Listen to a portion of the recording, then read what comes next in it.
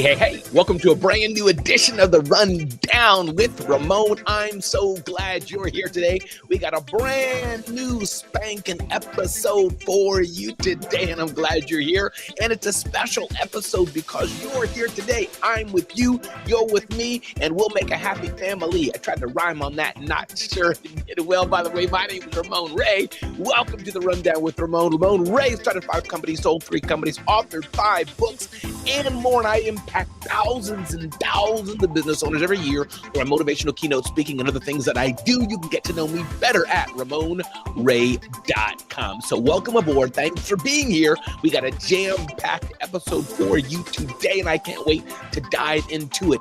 And listen, if you've joined today's Rundown with Ramon and you're not feeling so great, well, I hope spending a few minutes with me today can help you feel a little bit better. And if you joined today, the Rundown with Ramon, and you're feeling fantastically great and blessed, that's a great thing, and I'm happy for you. That's great. That's great. But either way, I'm glad you're here today. We got a lot to cover today in the Rundown with Ramon. We're going to talk about how Sequoia teaches founders to find product market fit. Melanie Ashley talks about mastering stability practices, how breathing optimizes your overall wellness. Brainstorming a business idea, 5 techniques that you can try. 5 pillars of a good life from The Atlantic. Our friends at Your Tango, Sandra Thibault, talks about 3 toxic beliefs that severely stunt your earning potential. Here's all the research showing sarcasm makes you smarter and more creative. Did you know how insurance companies can maintain customer trust in the digital age? The looming centenarian. Accessible business, we're going to talk about accessible fitness, navigating a crisis, insights from a business emergency expert, and 10 secrets of success by Dr. Ken Kais. We got a lot to cover today, so I'm glad you're here today. Sit back, buckle up, relax as we do another episode of The Rundown with Ramon. I hope you're ready, because I sure am. Let's begin the show now.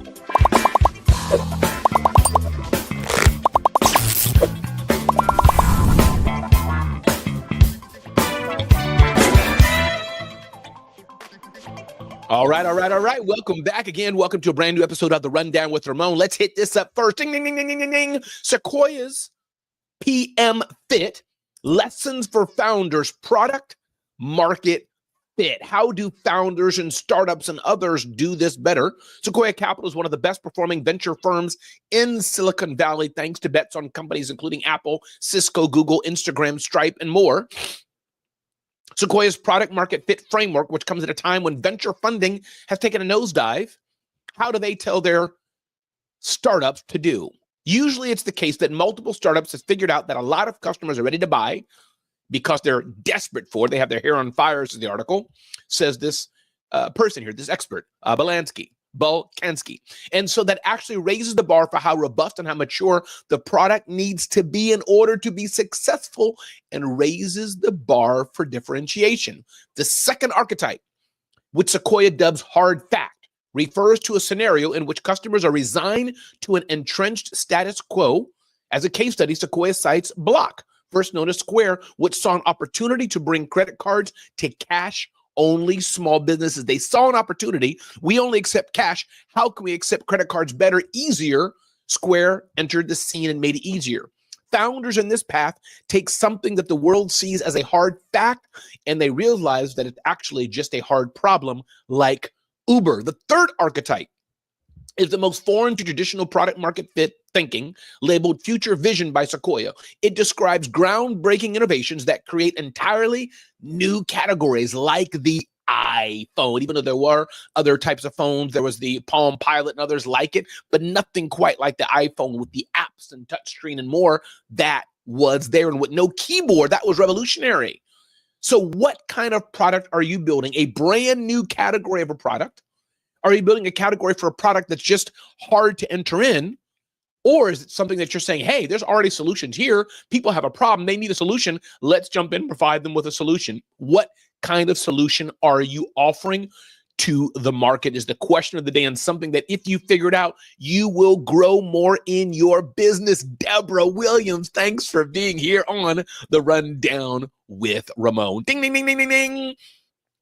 Breathe for better, mastering breath work for wellness. Many people say that breathing can impact how you live. And I don't just mean taking a breath, but I mean breath work, says Melanie Ashley. When we take our first breath, we bring our whole body into life. This is so important to consider. How do we breathe? Are we exhaling properly? Are we inhaling properly? Are we learning how to control our breath and fine-tune it to our nervous system? It's a reminder for all of us that how we breathe is important. You may hear me from time to time do a little cough, do a little choke up. I have nasally. Sometimes I do a snort. Shouldn't do that so much. But I probably could do better at breath work, Deborah. What about you? Breathing is so important. I want a quick note on that, so we'll move forward. Ding, ding, ding, ding, ding. Brainstorming a business idea. 5 techniques that you can try to brainstorm your next business idea, writes Riva Lasansky. 1, identify a niche. 2, don't reinvent the wheel. You don't have to create an entirely new product. 3, do market research on your new business idea. 4, protect your business idea. 5, take notes, document the process from step 1. Document the process from step 1 for your new business idea. And I'll say this again from Riva Lasansky. She writes, identify a niche, don't reinvent the wheel, do market research, protect your business idea, and take notes. Document the process as you move along. Dana Austin is here as well. Glad you're here, Dana Austin. Glad you're here, Deborah Williams. Welcome to a brand new edition of The Rundown with Ramon. These are things that are so important. Ding, ding, ding, ding, ding, ding, ding. Jung's 5 pillars of a good life in the Atlantic. The great Swiss psychoanalyst left us a surprisingly practical guide to being happier. What does happiness really mean? We all say happiness, and it seems like we all want happiness, but do we all want happiness, Dana? Do we all want happiness, Deborah? What are the secret to being happy? I would dare say part of it is being content. Paul says this in the Bible, I'm content with whatever I have. Contentment is important. Sometimes we strive and strive and strive and strive all for all the things. But are we content with what we have? Contentment. I think another thing about being happy is being grateful, which is maybe a cousin to contentment. Are we grateful enough for what we have? Are we thankful enough for it? We want to be happy, but are we even grateful?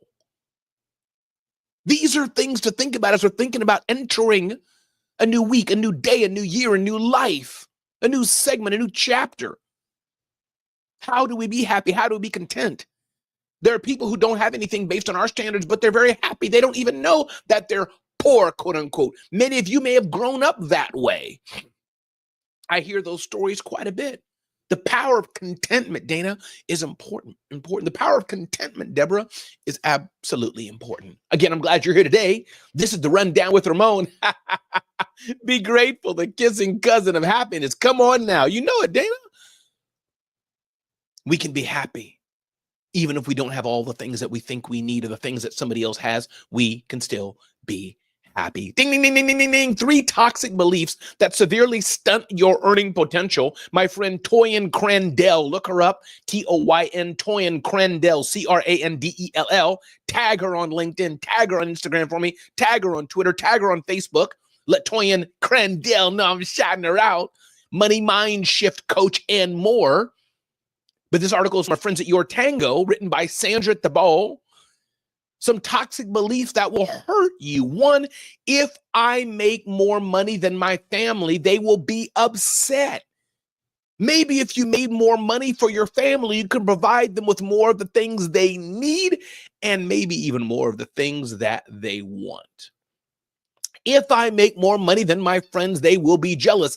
Guess what? They might be jealous.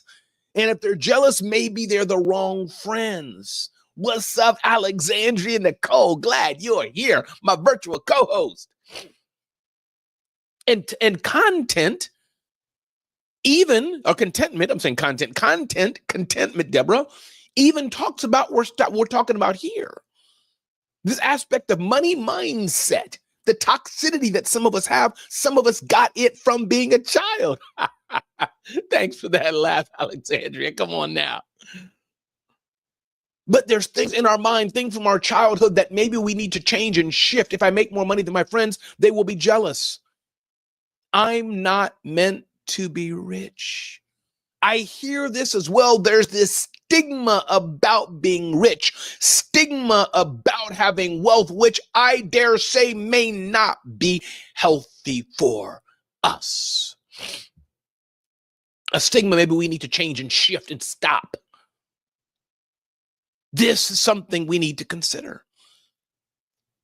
The things we thought about in child, the things that came to us when we were kids, the things our mommies and daddies who were loving and told us, but maybe they were wrong. Maybe what our pastor told us, he meant good things, but how he said it or what he said was wrong. How we think about money, the mindset we have towards money can impact us. I think about this with me and my wife. My wife is a spendthrift. She's very frugal. That's a good thing. But it's not good. It stops her from spending money on herself that she should do. And me, guess what? I'm the direct opposite. I spend too much money without thinking. I'll get home. She'll say, oh, how much was that? I don't know. I just swiped the credit card. That's it. Done. That's not good either, Alexandria. That's not good either, Deborah. That's not good either, Dana. We got to change the narrative, even how we think, what our mindsets are like towards money. It's a money mindset shift, as Toyin Crandell says. Don't let the toxic beliefs that we have stunt how much money we can make, stunt our thoughts on money. It will keep us behind. You can say all day, I don't need money. I just need enough to survive. No, money is important for the things that we need to get toilet paper, a toothbrush, and all those things that we need. But even the things we want. Maybe you got 4 kids in 1 bedroom. It's okay to get a bigger house, get some construction done. Maybe you want a nicer jacket because your current jacket has holes in it. That's a want that it's okay to have. Maybe you want to take a vacation 3 times a year. God bless you and God bless America. Go forth and do it. Money gets you those things. Welcome to a brand new day. My name is Ramon Ray. If you just joined, this is the Rundown with Ramon, and I'm glad you're here today. I've started 5 companies, sold 3 companies, authored 5 books, and my joy in life is to wake up in the morning, wake up in the afternoon, wake up at night, serve you any time of the day it may be that you're watching the Rundown with Ramon, and make sure I can add value to your world. So thanks for being here on the Rundown with Ramon. We got a few more topics, a few more nuggets to cover. Ding, ding, ding, ding, ding, ding, ding. Sarcasm brain booster. A study says sarcasm makes you smarter. Ha! Sounds good to me because I love me some sarcasm. This is written by Jessica Stillman. Studies are piling up showing sarcasm is a mental workout that boosts brain power and creativity. Clearly, I'm being ironic. Sarcasm is often thought of as a smart, alecky way to blow off steam or deal with stupidity. At its best, it's hilarious, and at its worst, it's just nasty. Sarcasm is a serious brain workout. For a good rundown of the latest research on this subject, I point you to this recent episode of the Under the Cortex podcast from the Association for Psychological Science. It features Western University psychology professor Penny Pecksman talking about both her own recent work investigating the use of ironic language in the state of the field in general. Sarcasm works your emotional quotient. It says here, this makes decoding sarcasm a serious EQ workout.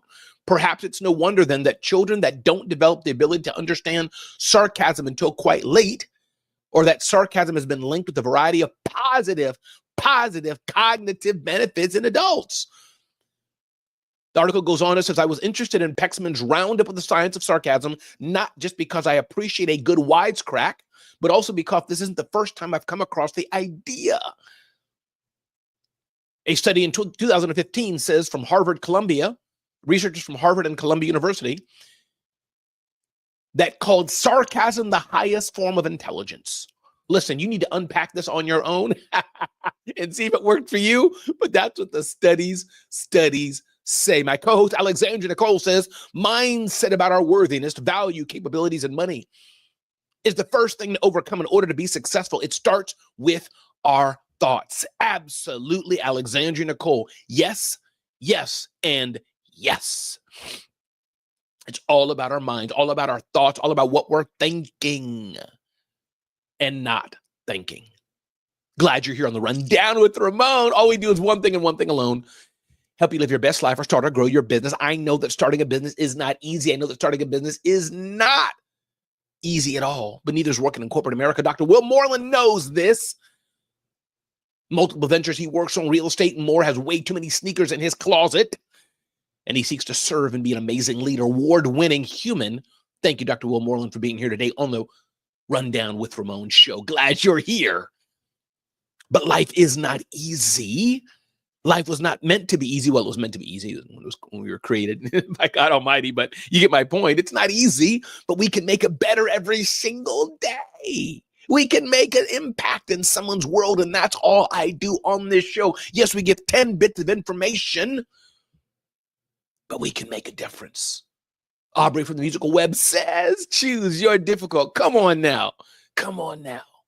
And if you're looking for great piano lessons, check out the Musical Web across platforms. Let's keep moving on here. My name is Ramon Ray. This is the Rundown with Ramon, reminding you that sarcasm, reading here from Inc. magazine, can show the highest form of intelligence. That must mean I'm a very intelligent person. Ding, ding, ding, ding, ding, ding, ding. Ensuring trust in the digital age, a guide for insurance companies, the power of trust. Malika Stars, wow. My day is good. Malika Star Carey is here. We can man life better every day. That is exactly right. We can do one better every day. Congratulations, Malika. I know I'm butchering your name there. Forgive me. But you know I'm talking about you for your success and all that you do. Congratulations. And thanks for being here, Malika Star. Glad you're here today. Ding, ding, ding, ding, ding, ding. Trust is so important, whether insurance companies or not.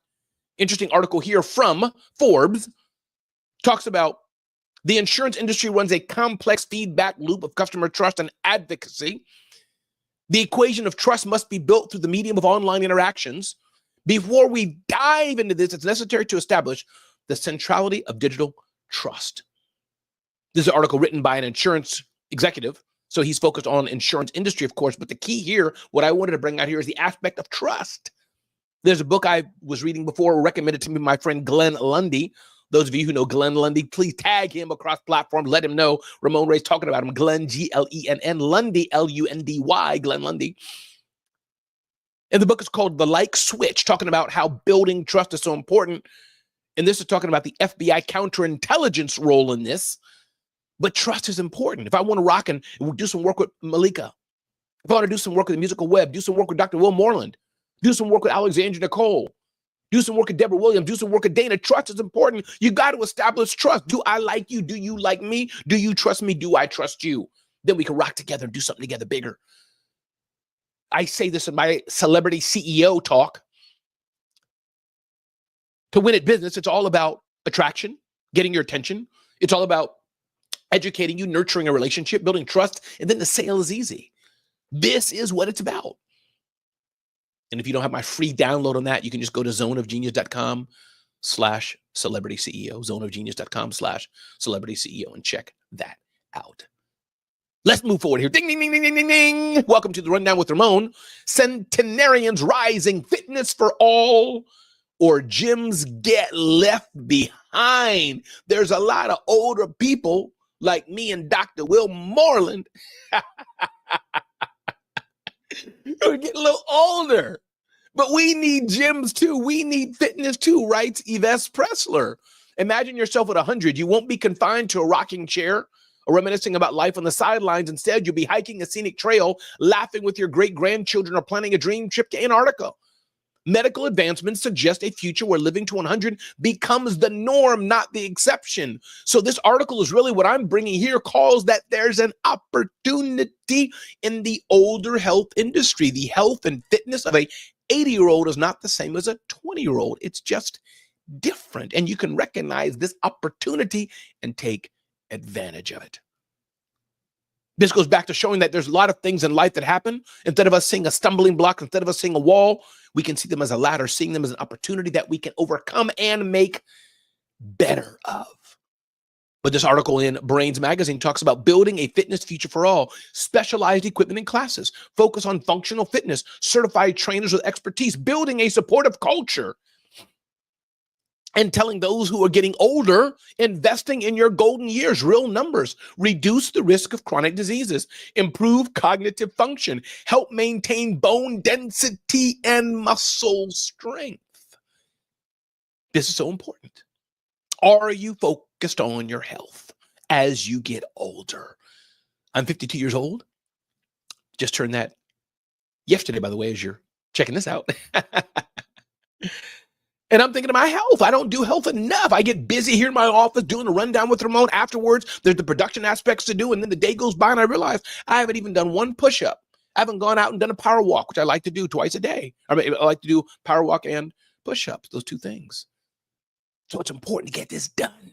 It's important to think about our health, our life, because we only have one life to live. And we need to take care of the body that God's given us. My name is Ramon Ray. This is the Rundown with Ramon. Ding, ding, ding, ding, ding, ding, ding, ding, ding. A business crisis, expert hacks to navigate the storm. Thank you so much, Alexandra Nicole. Appreciate that. Business hacks to navigate the storm.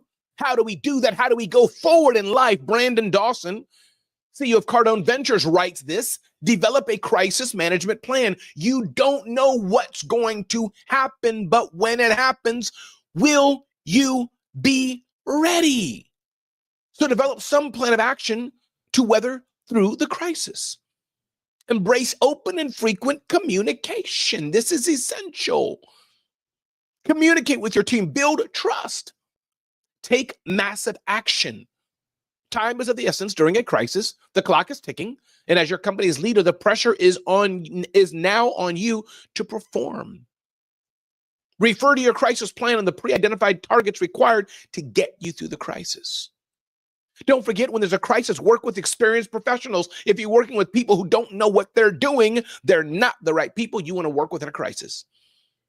Learn from the experiences. Learn from the experience. When crises happen, when bad things happen, what can you learn from what happened to make the next time it happens better for you? Everybody, my name is Ramon Ray. This is the Rundown with Ramon. Ding, ding, ding, ding, ding, ding, ding, ding. 10 secrets of success. A broad question, but I said, you know what? Let's see what Dr. Ken Keiss says. Beliefs, clarification, spiritual values, understanding, asking, what is your purpose? Openness and authenticity. Focus and persistence, integrity for success, vision and goals, making a difference, the power of responsibility, tithing and giving. If you want to do better in life, if you want to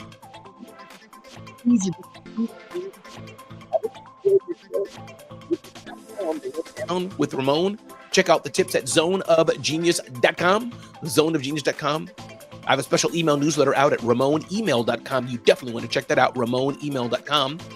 And I ask you, be clear on what you really, really want in life and in business. Ask yourself, do you even want to be in business? This is not Shark Tank where there's all kind of 5 sharks smiling at you and looking at you, and you have a commercial breaks and some bonbons to chew on or a crunch or whatever they do with bonbons. This is life, people. Which leads me to ask yourself, are you hungry enough to be where you want to be? And your pricing, are you selling too cheap? Are you selling premium so you can make a profit? Provide for yourself, provide for your family, pay your staff. Finally, I challenge you to ask yourself, what do you do best? Hone in on what you do best. Hone in on what you do well, because once you find that out, then you get paid to do what you love. Life gets really, really good. My name is Ramon Ray, everybody. This is the Rundown with Ramon, and I will see you next time on the next edition of the Rundown with Ramon. Take a screenshot, take a selfie, share it out. Let people know you're watching the Rundown with Ramon. Be blessed. Have an absolutely deliciously amazing day. Thanks so much.